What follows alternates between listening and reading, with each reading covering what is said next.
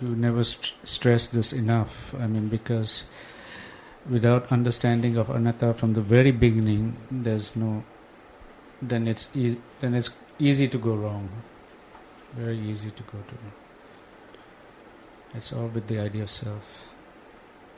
I'm reminded of a discussion we had on Zoom once, Robert. Actually, I wanted to clarify, but then I thought I'll wait for you to come. At one of the Zoom discussions, Robert brought up this question about believing in karma, whether that is a condition for having interest in listening to the Buddha's teachings.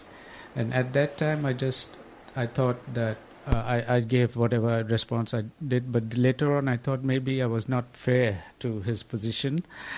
And because I started thinking, at that time we were talking about, and Robert said that there are many people who talk about Buddha's teachings but don't believe in karma, and he wondered, because he gets into discussions with all sorts of people, and he wondered whether believing in karma is a condition for understanding.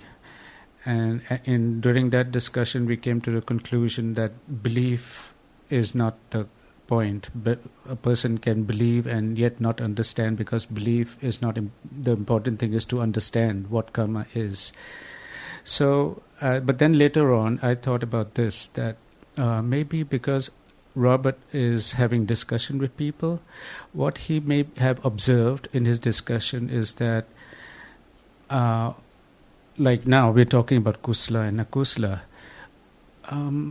Although we don't use the word kamma, if someone does not believe in cause and effect, in the sense that the value of Kushla, that's kamma, right? Yeah, Kushla is kamma, Akushla is kamma. So if someone know that it's kamma. Yeah, they don't know. They believe that it's me, it's I. Right. So someone who is not interested in the value of Kushla versus the harm of Akushla, who don't see that, who just think that it's just understanding the truth, but no sense of right and wrong, no sense of good and bad, then it's impossible for that person to understand. Mm-hmm.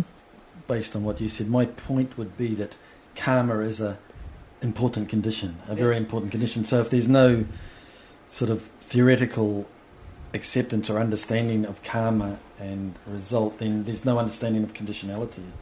No, and possibly. I don't know about theoretical. I'm just saying that if the person is not interested, he doesn't care about what's good, what's bad, what's right, what's wrong. If he doesn't see the value of Kushla, he doesn't think, it's dana is Kushla and lying or stealing is Akushla. If he's not interested in that, then he's not going to understand Dhamma. Because a person who understands Dhamma, implies that he sees the value of Kushla. But not as kamma, not as Dhamma at all. No, but if he understands Dhamma, means he knows also what is Kushla, what is Akushla. Mm-hmm. Yeah, I don't know if that's one point. Another point is, though, a lot of people might not believe, say, in future lives or karma, but they still feel they are good people because they will keep the 5 precepts and things like that, but they still are very doubtful of anything like a future life. So there's really no understanding of conditions. So what I'm saying is that, but such a person may be interested in Dhamma, even though he doesn't think in terms of past life, future lives. But if he sees the value of Kushla and the harm of Akushla, he may be interested in Dhamma. He may have the conditions. Just the because that's kamma, right? Good and bad is good kamma, bad kamma. Means at that level, he believes in karma. He believes in the difference between right and wrong karma, good and bad karma. As cause and effect? As cause and effect, because we here. Why are you here? You're here to not just understand the truth, also you see the value of Kushla. But in what way are they understanding cause and effect if they don't believe in future lives conditioned by karma now. They're not thinking about that, but they know the difference between bad cause and good cause. Means Akushla versus Kushla. They may not think that, there's a future life, we come from the past or future, but they know that these two are different mental phenomena. And I think that we just talk about the others' idea. No, but you understand my point, that I think that gets closer to the question than just whether one believes in past lives or future lives. So if someone is interested in, sees the difference in between good and bad, that means it's implied that he knows that these two are different. They're different causes. But does anyone not have some understanding of good and bad? I mean, it's almost innate that people know stealing is bad, lying is bad, right? That everyone knows that, right? So that person who knows, that is more important than believing in, my point is, that is more important than believing in past life and future lives. That is my point. And my point is, I think that's wrong. No, okay. Ajahn, this is... I think that we just talk about the idea, but not understanding the absolute truth at all. I was still curious now, listening to Dhamma, we were just talking earlier about if there's understanding, then one understands the value of Kushla and the harm of Akusla. But is that the teachings of the Buddha? If there's right understanding, that would be the understanding that Akushla is Akushla, Kushla is Kushla. Not understanding that actually there's no one at all. Yes. It is. If understanding, seeing as seeing, if someone is interested in understanding seeing or hearing or thinking, means that person also sees that Akushla is Akushla, Kushla is Kushla. But usually people do not have any thought about seeing to understand it as it is. Right. But they are interested in kamma and the result, but not understanding the truth. Here, Ajahn, we're talking about someone who comes to hear about seeing, hearing, this thing, and Robert was saying that someone would not, who will not understand this if he doesn't believe in past life and future lives. And what I'm saying is that a person won't understand seeing, hearing if he doesn't know the difference between Kushla and Akushla. That's our difference. And I think that everyone has one's own idea about life, past life, future life, kamma, Kushla and Akushla, but it's still ignorance. It is still, yes. So, just think about kamma, not understand the truth of it. Is that the teachings of the Buddha? And like you said, no need to use words, no need to think about words. But if someone is here, he doesn't talk about past lives and future lives. So I changed my word. Is that the teaching to understand the truth? If it's just a belief, no. If it's not, but if it, rather than a belief, if it is something that he's accumulated to see that Akushla is Akushla, Kushla is Kushla. It's still the idea of atta. Yes, before hearing, then it's always atta. It is going to be. So the point is understanding the truth that actually there is nothing to be taken for atta or something at all. Otherwise, they keep on thinking about good deeds, good result, bad result, that's all. Yes, just believing in something is no point. And even if thinking about my Kushla, my Akushla is also useless, it's not understanding. But accumulations, past accumulations, there can be some understanding from the past, which is reflected in a person's nature to be, to not believe in good and bad, and another to believe in good and bad.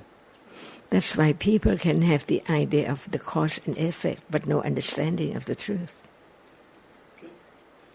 But the cause and effect, if it's I deep enough, it's just conditioned. Mm-hmm. Everything is merely conditions. It's a reflection of anatta in a sense. Maybe they didn't understand conditions at all. That's why when one of the discussants in Zoom was suggesting that scientists probably have would appreciate the Dhamma more. That time I didn't feel that it was true, because it's just because someone likes to think rationally and logically doesn't prove anything. And that's why I came to, there were more things. There was the question of paramis also. So these are the accumulations that are important, and hence I went on to think about these being reflected in a person when listening to Dhamma. Also at that time knowing that what is useful, what is not useful, what is good, what is bad. Because you come here, like you and I come here, we're not just trying to objectively understand this thing. We also know that what is good, what is bad, right? Mm-hmm. When we hear about Akushla, we know that it is Akushla. When we hear about Kushla, we know that it's Kushla. Mm-hmm. Yeah. Right? So it shows that we see the value. We don't just close an ear about our ear and not want to listen about dana, sila and everything, right? We're interested.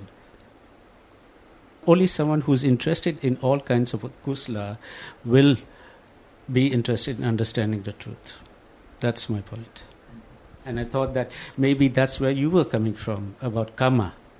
Because this is related to kamma, right? Well, I think my point mainly, and it might be the same one, is that believing in karma, believing in kusala or akusala, believing in future lives, past lives, is a reflection of right view. It's a reflection of understanding some degree of conditionality. And obviously the more there's understanding of conditionality, the closer there's more understanding of anatta. See, my point about past lives and future lives is it's something that is very high level of understanding, that is firm.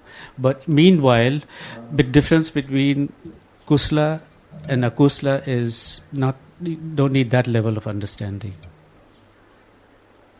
Okay, so you're saying this.